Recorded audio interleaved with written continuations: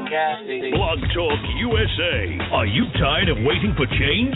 1012, and it gives me 1,250 feet.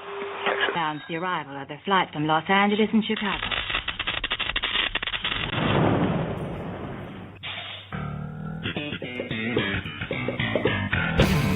Explosion. And welcome, everybody. Tony Trupiano with you this morning. It is, of course, Thursday, the 14th day of April, 2016, and we're having some technical difficulties this morning, so Richard Zombeck will be joining us, unfortunately, via the telephone as opposed to directly connecting. So if the audio sounds a little off, you'll understand why. No, we're not pleased about it, but being the professionals that we are, we will persevere. We do have a guest a little bit later on in the show, actually not that much later on in the show. Well, we'll be discussing North Carolina's HB2, House Bill 2, which has become a national disgrace. But joining me now is the Z in TNZ, a blogger for Huffington Post and Liberals Unite, Richard Zombeck. And Z, I know that you have had better days, but we'll make the best of it. Yeah, this is kind of disappointing, but, you know, what are you going to do? Absolutely. Listen, before we get our guest, and of course she is not with us yet, there are some things we want to discuss. Unfortunately, we don't have access to our audio this morning, or we would be playing it. But even before we get to that, something that you and I didn't have a chance to discuss before the show when we talked was the rumor now confirmed that Donald Trump met with Megyn Kelly yesterday at Trump Tower. And it's my understanding, and I could be wrong on this, that Roger Ailes actually coordinated that meeting. Your thoughts? Yeah, I heard something about him, like trying to get her to interview him or something. I didn't pay a lot of attention to it because there were other things I was paying attention to. But you know, it seemed from the brief article that I read was that he was trying to get back in their good graces. And back on with interviewing her because of how much hate he's shown for her. And that was pretty much the extent of what I saw about that conversation, unless you saw more than that. Well, and that's pretty much no, that's pretty much what happens. You know, there's really not a whole lot more information than that. You know, I read a story briefly this morning that there may be a recording of that meeting that Megyn Kelly did, but that's just conversation, and I don't think that there has been any kind of realistic confirmation of that. Beyond that, Corey Lewandowski, who I want to say was Donald Trump's campaign manager, and maybe still is, but I'm saying was because there have been conflicting reports on that. It's been announced that he will not be prosecuted for any kind of violence against the Breitbart reporter who filed charges against him, although she may proceed with a civil suit, and of course she will because it's got Donald Trump involved, which means at some level it's got money attached to it. I'm not surprised that he wasn't prosecuted. And I'm sure you've seen the video, Z. He really didn't do anything except usher her away from Donald Trump. Now, maybe he was a little rough, and she showed that there were bruises on her arms.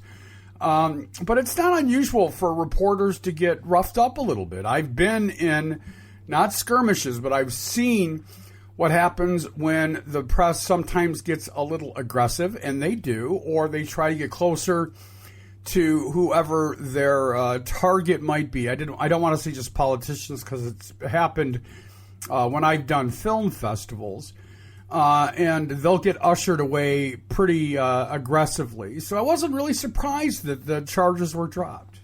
Well, I mean, I still think that, you know, particularly people in that position, and with the amount of press coverage that they have to be extra careful and extra vigilant on how they treat people and, what they do, particularly physically. And particularly, I mean, it's a tricky situation. I don't know. I would be more prone to saying that he was guilty, that he did overreact. He did manhandler, let's say. But apparently, go figure, the courts say otherwise. So I guess you and I are in a bit of a disagreement on that, but not really. We're not in a disagreement on that. But here's my question: how do you prove it? How do you prove that he was maybe a little overly aggressive? Even if you watch the videotape, which you and I both have done, you can't really tell how aggressive he's being. Well, you had the videotape. You had a couple witnesses. You had other reporters that witnessed it. You had other reporters that wrote about it. So, I mean, there were witnesses. It's really not a he said, she said. There were other people there that saw it happen and were kind of taken aback at how rough he was with her. So, let me play devil's advocate. Let's say I'm an attorney for Corey, and I go into court and say, listen, it's obvious that the press has been grinding against Donald Trump and anything that is affecting Donald Trump. And that's an absolute fact, Your Honor. And I can give you and will actually cite a series of articles and reporters' reactions to Donald Trump that would lead me to believe that there are members of the media that are biased against Mr. Trump or anybody that is attached to him. And I'm just playing devil's advocate here. I'm not saying that that's the truth, but certainly you and I both understand the law, and the law doesn't always work the way people believe it will. Right. Well, it's like that old Billy Bragg song, right? This isn't a court of justice, son. This is a court of law. Very well said. Very well said. Well, anyway, I just thought that it was an interesting development that happened. And by the way, I don't know that that has been completely confirmed either. I'm pretty sure it has, but I'm not 100% sure. So I will say that going in. All right. Well, listen, you and I had a discussion before the show today, and Bernie Sanders is turning out these massive crowds at these rallies. But the media has been asking an interesting question, and I think it's a question that deserves an answer. And I don't know that we can statistically and factually answer it, but can he turn these massive turnouts into votes? And in some states, we've seen massive turnouts, but not necessarily, especially in primary states, the votes that you think he would get as a result of these rallies. Is there a disconnect there, in your opinion? Well, I mean, you and I have talked about this, ad nauseum about the voter turnout, particularly on the Democratic side and on the, among liberals and things like that. And, I think there's a lot to be said for that. I also think there's a lot of, we've seen it, the voter suppression in different Republican states and things like that. So that's a little bit hard to gauge. But yeah, there's a huge turnout for Bernie. I mean, what was it? 27,000 in New York. Huge crowds. And I watched it. I watched it last night live. It was, man, there are rock concerts that don't get, I'm talking big time rock concerts that don't get audiences that size. But again, turning that into votes, and I agree with you, with the Democrats and progressives and liberals being very good and being very vocal at being, very good at being vocal, very good at social media, very good at a lot of things except for showing up at the freaking polling places. Yeah, they're really good at protesting on Facebook. It rubs me the wrong way. They're really good at protesting on Facebook and posting memes and, complaining about things on Twitter. But when it comes to showing up, they're absolutely, it's deplorable. I don't even. Well, what did Woody Allen say? 80% of success is showing up. Mm-hmm. And if you don't show up, well, then your guy or gal doesn't win. And how many times? In fact, you, I think, shared a story a few months back about maybe it was a city council race, maybe it was a state house race somewhere, or a state senate race where somebody won by one vote. And I believe that you posted that and said, you see, every vote does matter. You and I could easily, and anybody can do, an internet search for candidates that have either won or lost by a single vote. And it happens more often, Z, than people realize. Yeah, it happened here in Massachusetts, in Western Mass. It was, I think, Bernie Sanders won in one of the counties by 3 votes. Well, I was talking to a state rep. I was telling you about that conversation yesterday or the day before. I was talking to him on Tuesday morning as I was out and about driving, and he was telling me that there was a woman that ran in the district next to his that followed the House Democrats' election plan. They got involved in a race and basically said, here's what you need to do to win. But part of that included ignoring the Democratic base because they were going to go out and vote anyway, right? So don't waste your time on the Democratic base. Don't knock their doors. Don't send them mail. She lost by 23 votes. Yeah, well, it's like I've always said. Do you think that made it? Yeah, the Republicans assume that everyone's stupid, and the Democrats assume wrongly that everyone's smart and does the right thing and is morally sound. It's like, they're Democratic idiots too. Well, it's just, again, as we take a look at the reality of what's going on and the importance of GOTV, both in the primary and in the general election, I continue to be very, very concerned about the way and the method in which the establishment, if you will, just won't engage the voting electorate the way they need to and get them out to vote.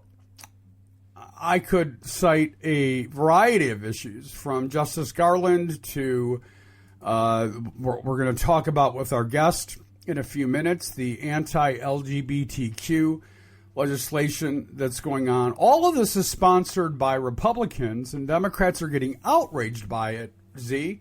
But at the end of the day, is it mattering? Will it matter? Will they show up to the ballot box? And there's a big difference between caucuses and primaries, and we're seeing a very low turnout at caucuses, and we're seeing a larger turnout at primaries, but more for Republicans, vastly more for Republicans than Democrats. Well, percentage-wise, right? I mean, isn't that true? There's more. There's a higher percentage of Republicans turning out in the larger Republican Party than there are a percentage of Democrats who are registered Democrats turning out. I think that's right. I don't think there's actually more Republicans by number turning out than Democrats, although I could be wrong. I believe you are wrong on that. But no, I'm just telling you, based on what I know, I believe you are wrong on that. Okay. But, but that brings up another question very quickly. Donald Trump has brought new registered voters to the party. People are registering Republican because of Donald Trump. The study that I read from Pew Research said that Bernie Sanders is not bringing registering Democrats. in spite of his popularity. And I thought that was both fascinating and, again, a little frightening. Yeah. Well, I mean, we've said it over and over and over again. Democrats are fundamentally lazy. And indeed they are. Well, listen, our guest is on the line, so why don't we engage her, because she is fascinating. As many of you know, we have been talking exhaustively about House Bill 2 out of North Carolina. Richard Zombeck and I have also been posting stories to social media to great acclaim. And in fact, I've had very few negative remarks, except for the guy that was represented by a hate group, or representing a hate group the other day, who, as soon as I came back at him, ran away like the scaredy cat he was. With that said, there is a reality to what is happening in the country. And HB 2, or House Bill 2 out of North Carolina, really is just the tip of the iceberg. We're seeing similar legislation being presented in Tennessee, in Indiana, in the state of Michigan soon enough. And so joining us now to talk about the catastrophic reason for this happening and what it means for the transgender community is a dear friend of mine. She also happens to be the trans advocacy coordinator for the American Civil Liberties Union in the state of Michigan. She also happens to be one of the leading experts in the country on transgender issues and is really somebody that I love with all my heart. And I welcome Amy Hunter to the program. Amy, I miss you. Good morning, Tony. I miss you too. I know when it's Wednesday, there's always a kind of a hole in my day since we're not doing the regular thing anymore. But so thank you so much for having me on, and thank you also, Richard. Hey, good morning, Amy. Welcome. Well, let me start with Amy, HB2. I just want to give people a couple bullet points, because this is more than just about transgender people using bathrooms. Just a couple bullet points. Persons may be discriminated against based on age or disability in employment practices. Makes no sense. Get a load of this one. Fathers with daughters over the age of 7 must send their daughters into the women's restroom or locker room unaccompanied. Mothers with sons over the age of 7 must send their sons into the men's room or locker room unaccompanied. HB2 makes it legal to discriminate against persons based on veteran status, sexual orientation, and gender identity because they are not listed as a protected class in North Carolina. And the last one, school boards and public universities are banned from accommodating transgender students with regard to restrooms or changing facilities, which could result in North Carolina losing billions of dollars in Title IX money. Now, we know, Amy, that they have lost millions, if not billions of dollars at this point with PayPal making the decision not to expand there. The president of PepsiCo yesterday sent Governor McCrory, Pat McCrory of North Carolina, a letter asking him to rescind this bill. This has become much bigger than the RFRA stuff you and I have talked about in the past, Amy. Yeah, this has been. This has really focused the national attention on. At least there's a friend of mine, Sarah McBride, was on the Bill Press show earlier this morning. She works for the Center for American Progress Action Fund and is the LGBTQ campaigns and communications manager there. She's also a transgender woman, and she was explaining that the North Carolina bill, HB2, is sort of two facets of a three-pronged agenda. The first agenda is the RFRA stuff, like we saw Governor Deal vetoed in Georgia recently. Governor Pence was forced to walk the Indiana Religious Freedom Restoration Act back last year and have it amended with a specific carve-out for LGBTQ folks.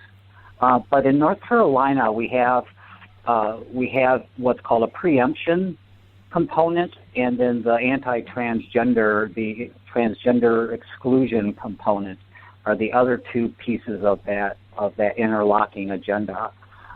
We saw a similar effort here in Michigan with we called it the Death Star bill, that would preempt local control over not only LGBTQ inclusive non-discrimination protections, but also in like living wage laws, workers' compensation, so all sorts of things that affect not just the LGBTQ community, but the broader safety, health, and well-being of the residents of local communities. So that's sort of the second component. And then, of course, the third component, and the one that is, in my view, the most cynical, is that transgender people have become the easy target as a new wedge issue. And it's very similar, I think, to what we saw in 2004 with the wave of anti-marriage equality ballot proposals that swept the country. We're seeing a similar thing, only it's focused on trans people now. Well, but Amy, but go ahead, Z. Amy, I mean, I get the correlation, and I understand that it's when you say it's a wedge issue, like the marriage issue. This is, I think you're kind of I mean, I don't mean this but with any offense. I think you're understating this. The marriage issue is a marriage issue. This is really subhumanizing an entire faction of society. This is basically saying, this isn't even saying you can't get married. This is saying you can't do anything. You can't be anyone. You're nobody. Absolutely, and I feel that very keenly, and I know the folks that I am close to in the transgender and genderqueer community also feel that very keenly. And you're right. What this type of legislation does is it others us in quotes, which is an old tactic, and it's particularly egregious in this case. And it precludes transgender, gender nonconforming, genderqueer people, and even those that don't express their gender in what might be seen as a stereotypical binary male or female fashion that aren't transgender. It precludes us from full participation in society, which is, of course, part of what the promise of this country is that we all have a right to life, liberty, and the pursuit of happiness, and that means we have to be able to participate fully. Well, Amy, I would say that it does more than that. It completely ostracizes you from society. It doesn't even. It's not even non-inclusive. It's completely. It completely ostracizes a portion of society. It's disgustingly cruel and completely inhumane and inhuman. I'm completely shocked by this. Well, yeah, and we're seeing that egregiousness is particularly bad when these types of legislation and the rhetoric around them are aimed at transgender youth, such as we have being considered here in Michigan. Senator Tom Casperson has announced that he will be introducing a bill that would prohibit transgender students in the K through 12 schools from using the facilities that correspond or align with their gender identity.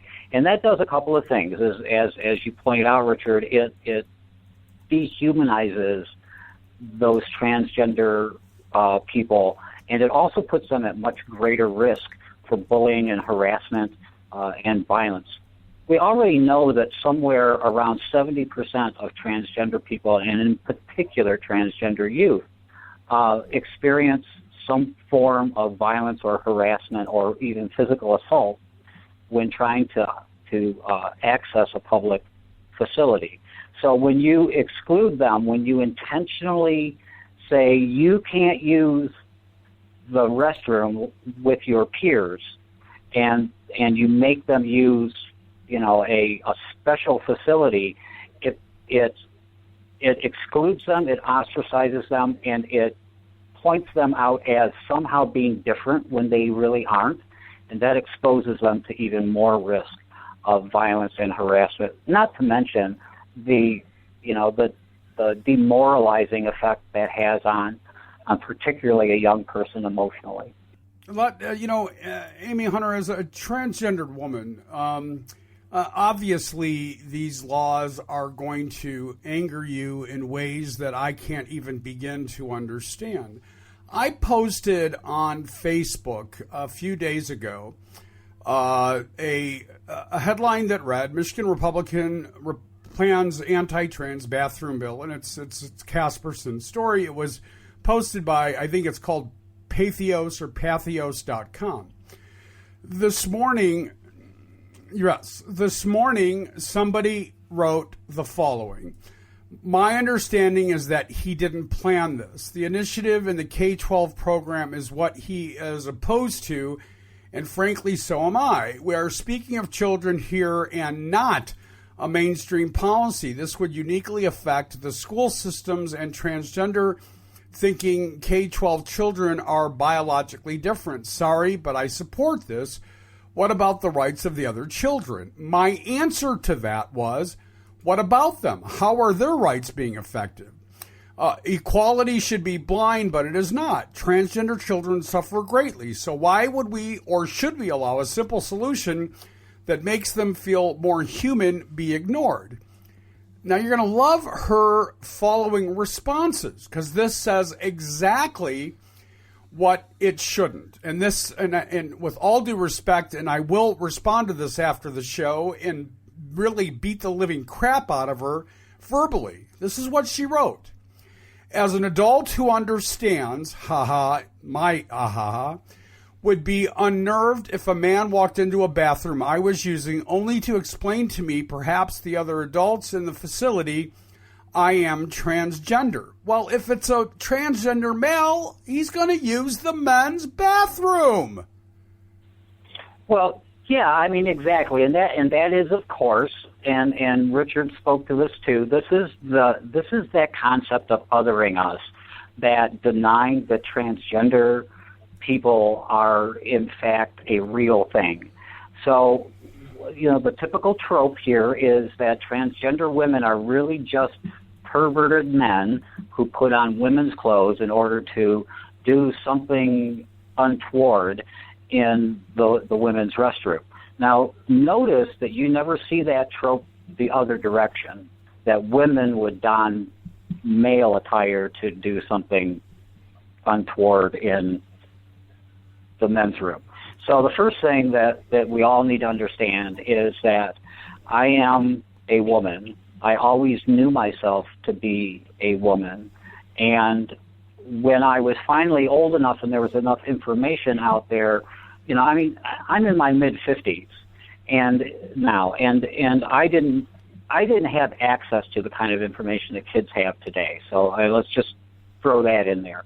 But when I was finally able to garner the information that I needed to put a name on what my basic internal conflict had been all of these years, it suddenly all made sense. I always knew that I was a woman, and now I had the ability, the information, and the means to align my physical, legal, and medical identity, that person, with whom I always knew myself to be. And, that speaks to these kids, where they all know at a very early age, and any competent psychologist and school guidance person will tell you that these kids do not do this on a whim. They don't get to just decide on on one day or another that, hey, I guess I feel like a chick today, so I'm going to go use the women's locker room and see me some boobs. That just never happens. And we know that from studies of other school districts that have these sort of protections in place. And I'm dismayed. I believe that Senator Casperson has had an unfortunate reaction to the ignorance around transgender people, and in particular, the needs and challenges that transgender youth face.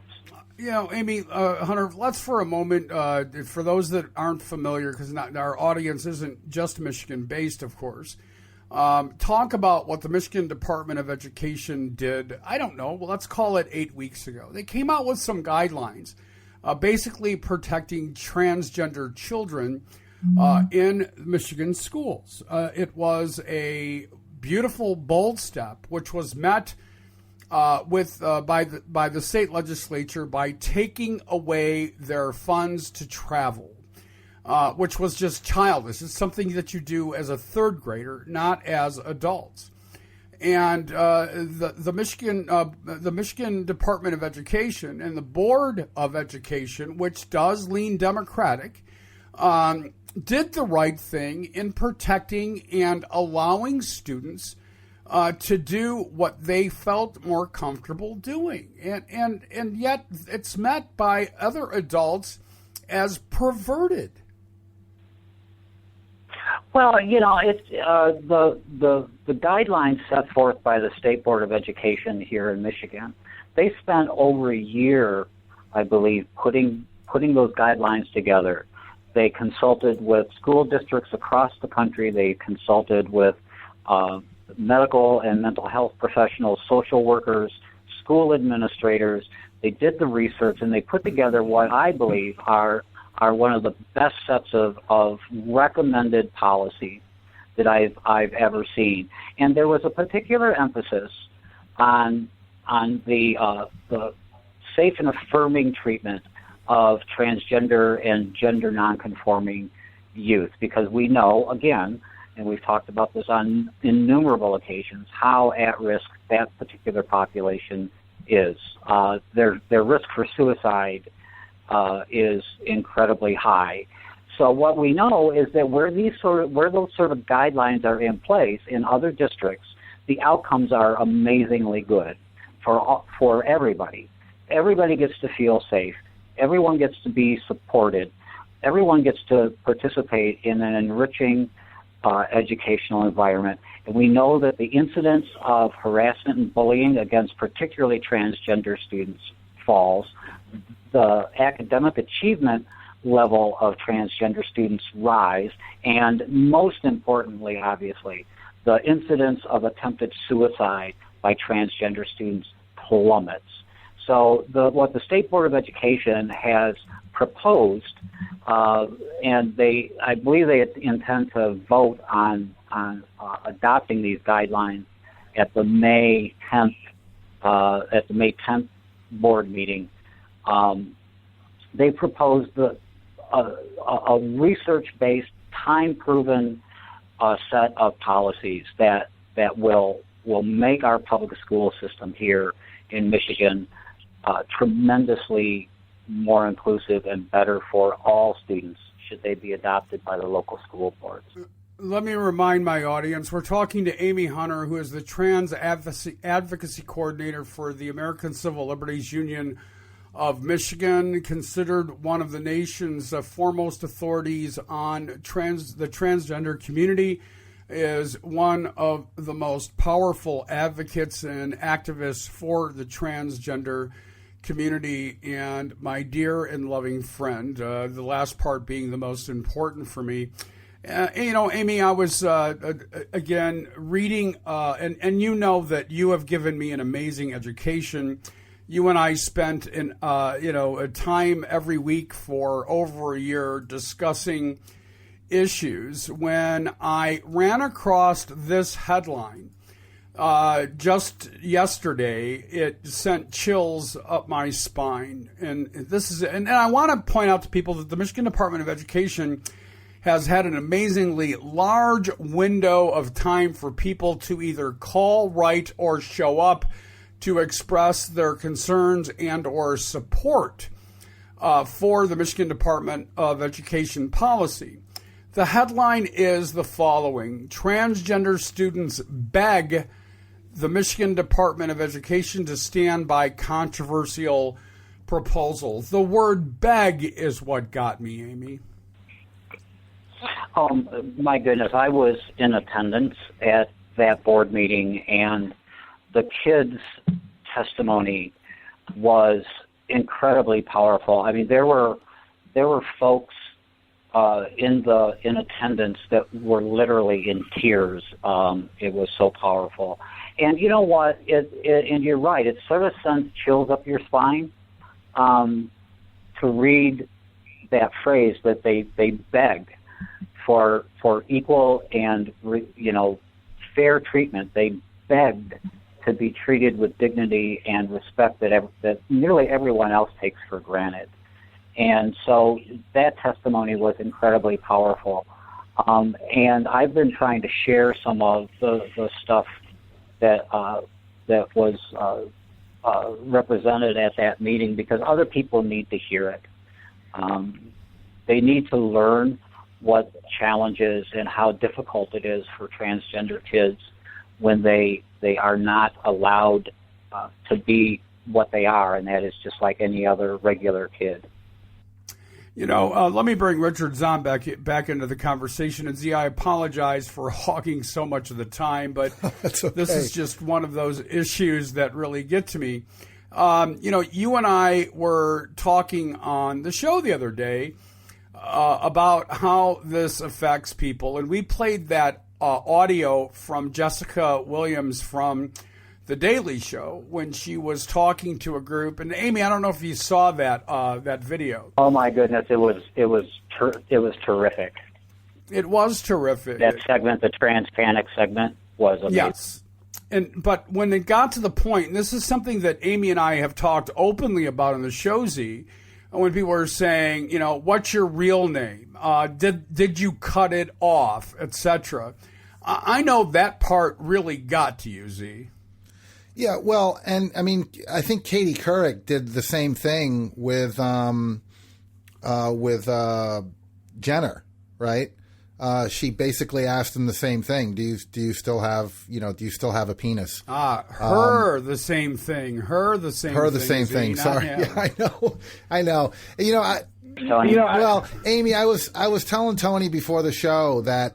I don't know that I have a lot of questions for Amy, and part of the reason for that is because I've never had an issue with this. It's just never crossed my mind. So I'm going through last night and I'm going, well, I mean, what kind of questions can you ask her, and what do you need to say, and how are you going to say it, and all this. And I've gone through my whole life without, and I don't say this to pat myself on the back, but it's just like I look at people as they're people. I don't look at, what or, how they're dressed or what they are or whatever. It's just like, anyone can be an a-hole, and anyone can be a beautiful person. And, going back to some of the stuff that you guys were talking about is, Deutsche Bank also pulled out of expanding in North Carolina.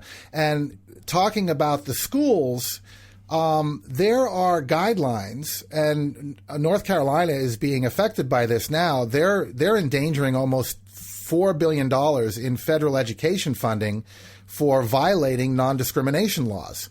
And this is the kind of stuff that legislators just don't think about. And Tony and I have said over and over and over again, when they do this kind of stuff, why isn't there someone in the room going, what could possibly go wrong? And researching all the possible repercussions. And, and the Republicans who are so big on protecting the children, right, that in this case just could care less. Yeah, and I think Richard, that that's why I went at this from early on. That in a lot of cases, this type of legislation, this anti-transgender legislation, I think is being proffered from a fairly cynical place. We know, for instance, in North Carolina, that Governor McCrory is up for re-election. We also know that some of the folks in the legislature there are up for re-election, and they want to make sure that they do not get primaried from the right, that they don't, that they don't get challenged on their social conservative credentials. So I think we see trans people being used again as a political football for personal and political gain, and that to me is reprehensible, because we're talking about real people with real lives that are already in danger of at incredible rates of physical assault and murder and suicide. So, to use the most at-risk segment of our population in that way, to me, I find, give me a word that's worse than reprehensible. Repugnant? Repugnant's pretty good. How about evil? Evil. Yeah, evil. And so, when you tie that into the risks that a state like North Carolina is facing, and even in Michigan, I don't know what numbers of education dollars are at risk in Michigan. I haven't dug down into the budget. But should Senator Casperson's bill get legs underneath it, get passed, and then let's say Governor Snyder were to sign it, there's potentially some federal education dollars at risk here. Well, there would be. I mean, there would be Title IX dollars at risk here, and as we're seeing now in North Carolina. Let me also point out that, Bruce Springsteen, now Ringo Starr, has canceled a concert in North Carolina. Celebrities from all over the country and people from all over the world are now commenting on what's happening in North Carolina. And the only quote-unquote fix that Governor McCrory has done to this bill didn't take away any of the reprehensible, or let me use the word evil, parts of House Bill 2 that now still exist. Amy, as someone that, I wrote this morning, again, equality should be blind, yet it's not. And I actually had somebody argue with me, somebody that I care about, argue with me 3 days ago, that the transgender community is such a small portion of our populace that why would we spend energy fighting on their behalf when it actually is going to benefit so few people? I can't believe that somebody with a brain would think that way. Don't you love that argument? You want to talk about coming from a place of privilege.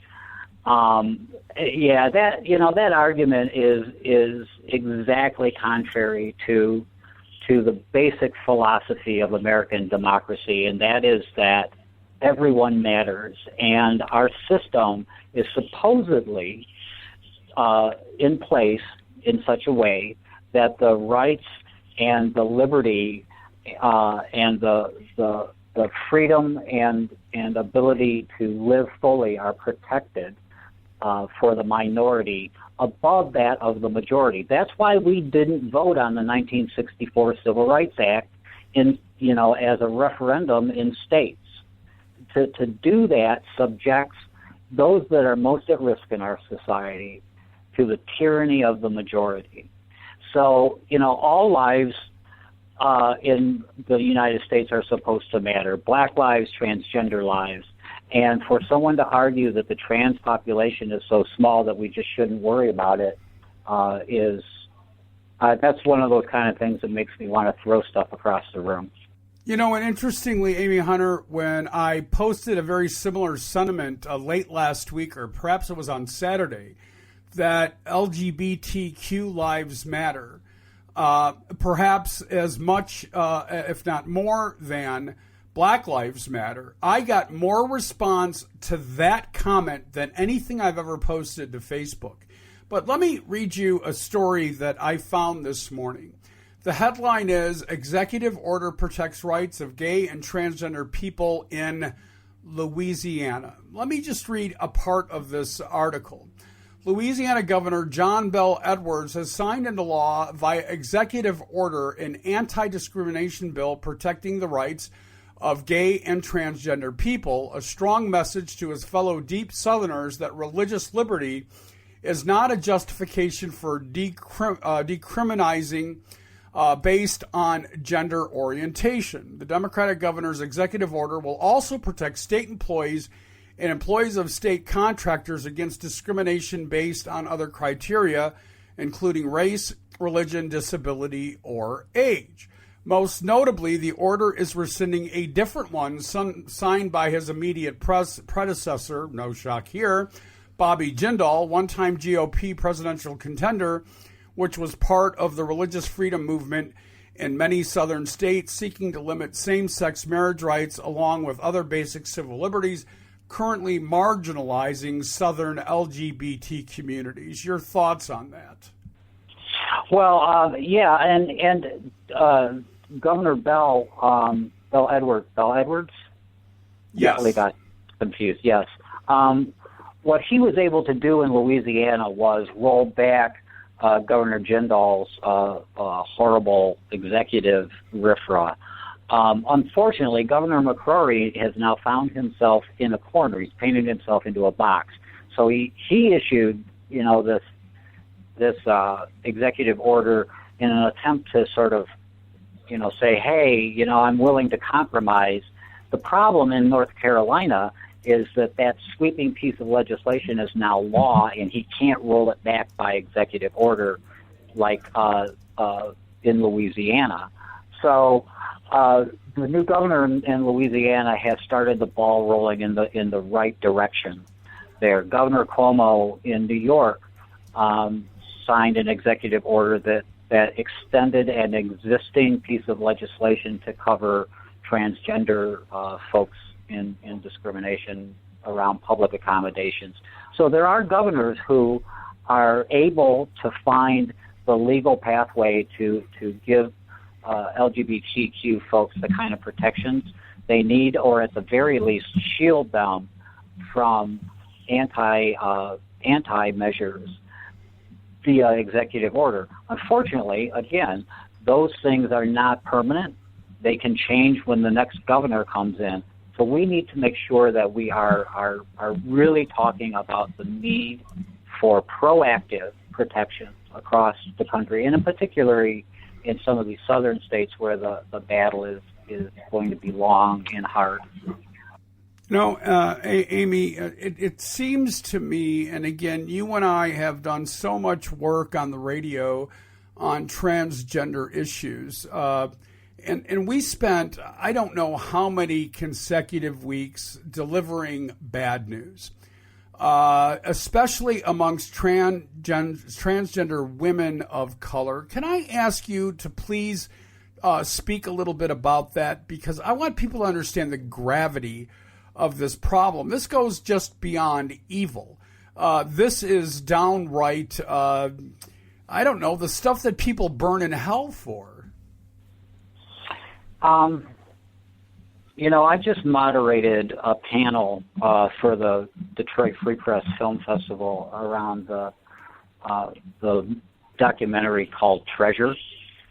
And it was a movie about a transgender woman who in Detroit was profiled and then used by law enforcement as a forced to become a confidential informant. The police then outed her to the dealer they had targeted. 2 days later, her dismembered, headless body was found burning in an east side of Detroit neighborhood, and was later identified via a tattoo, I believe, by her mother as being Treasure's body. I don't believe they ever found all of the body parts. So this is the kind of stuff that transgender women, particularly transgender women of color, can face on a daily basis, being profiled by police as, first off, as sex workers just because they're transgender and women of color, which, frankly, there are a fairly large number of transgender women that are forced into the underground economy, but they should not be profiled for that. So Treasure's life was essentially thrown away as if she were worthless. It should not take an act of faith or an act of grace by God to just walk out of your door in the morning being a transgender woman. Yet that is what the climate is like in a lot of places. And Detroit has been particularly bad. There have been, I believe, 8 or 9 murders of transgender people so far this year, and a couple of those have taken place in Detroit. So we have got to elevate these voices. We have got to get programmatic solutions into these communities. We have got to do proactive work with law enforcement about respectful treatment of trans lives and trans bodies. Well, Amy, we are just about out of time. I want to let you know that I have sent Richard your email address. He'd like to contact you today or tomorrow. And Z, I don't mean to speak on your behalf, to do something for the Huffington Post. He is on the front page of the Huffington Post. Will be able to elevate this discussion in a very positive and proactive way. We need to visit more often, and I will make a commitment in speaking for Richard Zombek as well to maintain the conversation. I've been doing it on social media. I know you've been following that. It's just not enough, Amy. It's never going to be enough. And know that I respect the work that you do as a transgender woman, but I respect the work that you do as a human being first, and honor our friendship, and am so grateful that God put you in my life. Tony, it obviously goes both ways, and I want to thank Richard for having me on today too. And I'm available anytime. This is such great work you guys are doing. So if there's in any way I can help, I want to. Well, all right. It was a pleasure, Amy, and thanks so much for coming on. Thank you, Richard.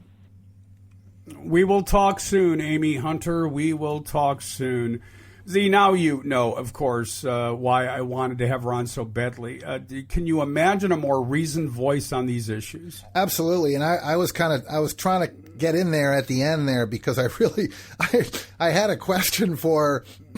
That was probably really unfair because I wanted her to restore my faith in humanity, and maybe I'll get a chance. I'm so sure it was going to.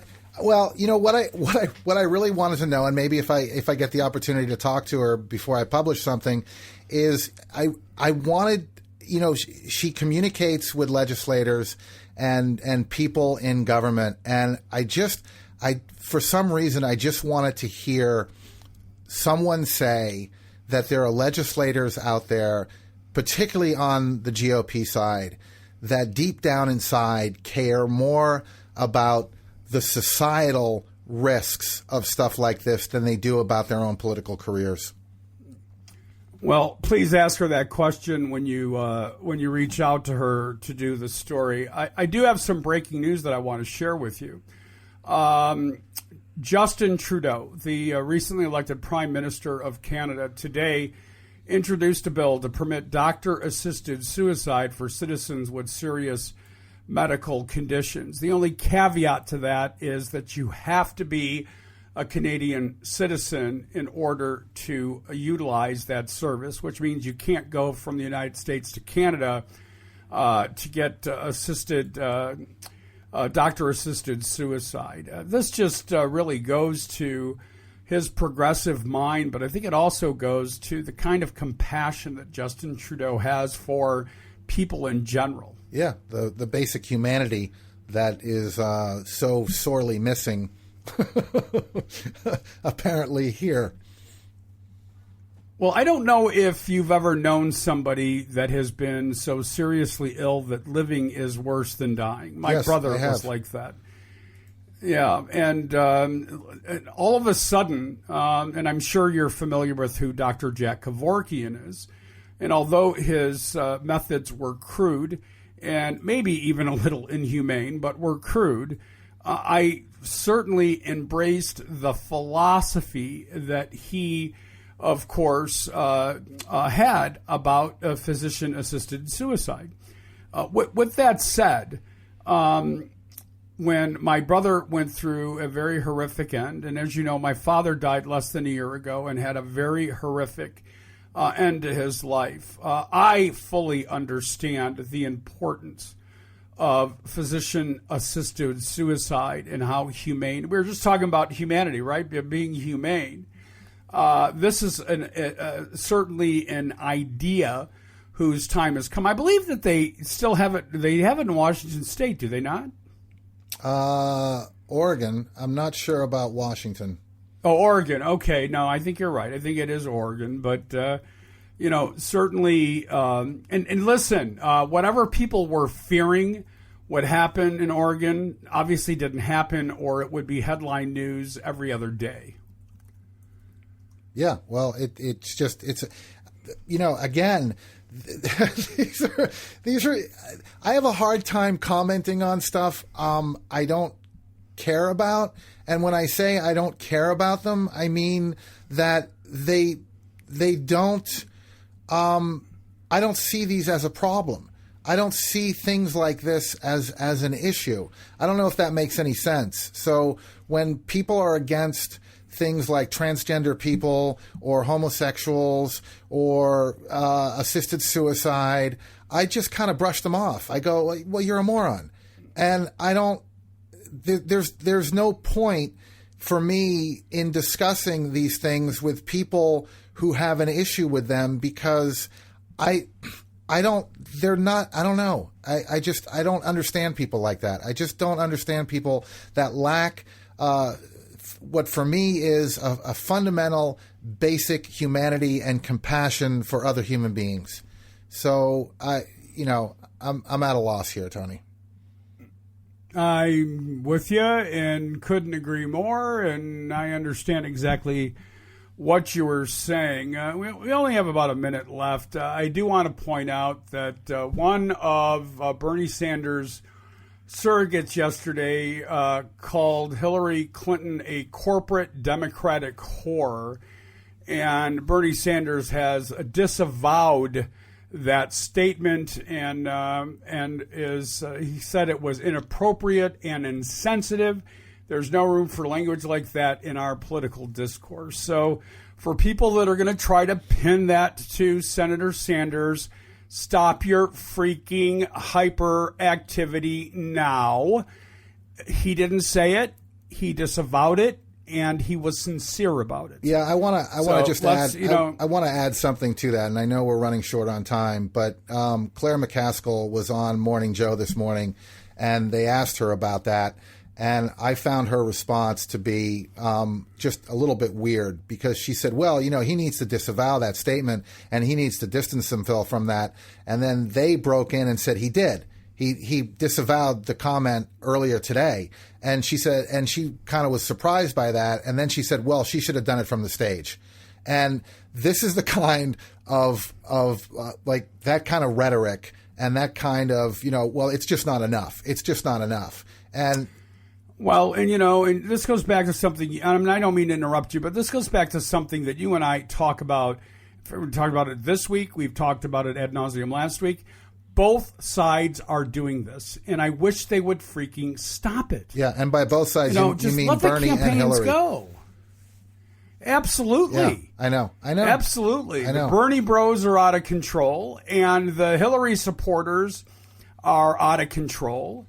And if anybody's delusional enough to think that when this is over and they say, well, once we have a consensus nominee, people will coalesce around them, bullcrap. They will not. Yeah. And that may cost us not only the presidency, but the House and the Senate. And Z, maybe we can talk about this. And unfortunately, I'm off tomorrow. Yeah, maybe we'll talk about it on Monday. Yeah.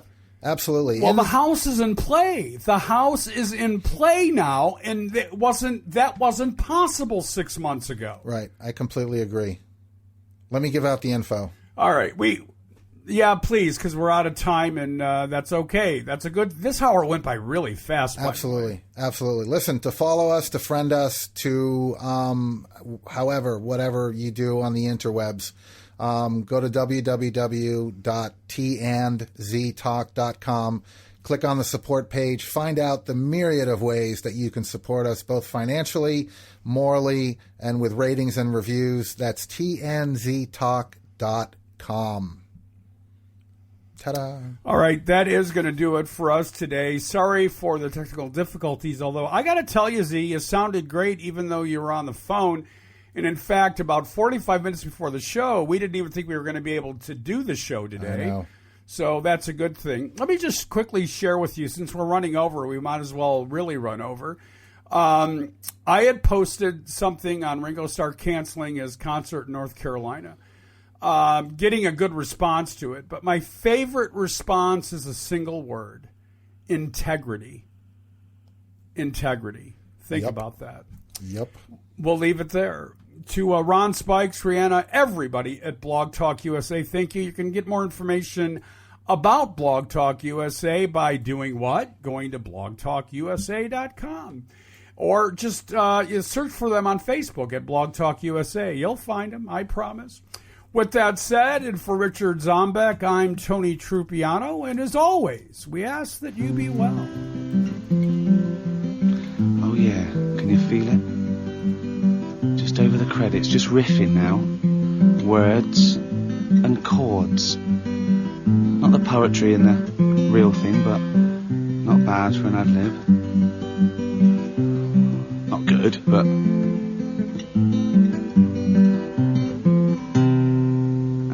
It's not long enough, so just do a little bit more, and that's nearly done. That's the final credit there. That's the end.